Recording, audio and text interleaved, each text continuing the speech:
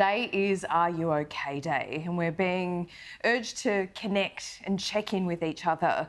To help us do that, the Australians for Mental Health Executive Director, Chris Gambian, joins me live now. Chris, thanks so much for your time. Today is an important day in our calendar.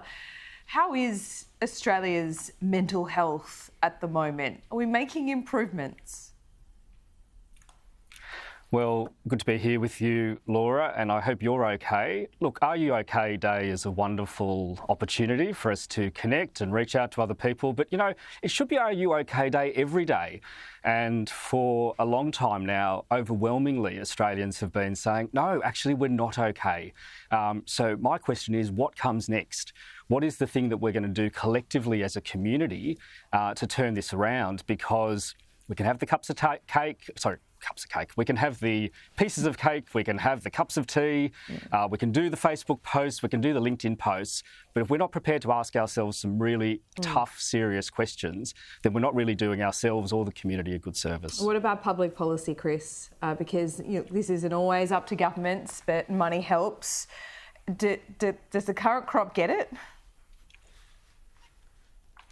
Look, I don't think governments over generations have really understood the connection between mental health and wellbeing and the wellbeing overall of the Australian people. You know, we talk a lot about the economy, we talk a lot about national security and issues like that, but the kind of impact of mental health and wellbeing seems to get kind of lost in some of the big ticket discussions we're having. You know, if you don't have a safe place to sleep, if you don't know where you're going to go home tonight, then there's a pretty good chance your mental health is going to be pretty poor. If you're working in a toxic workplace where stress is everywhere, where people are being bullied, where maybe the job is insecure, then you're probably not going to have very good mental health.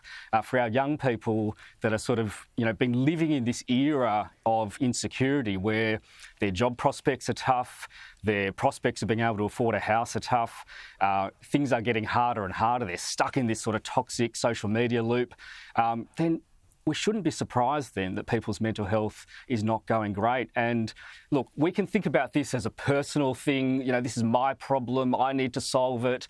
You know, perhaps my friends and family will look after me.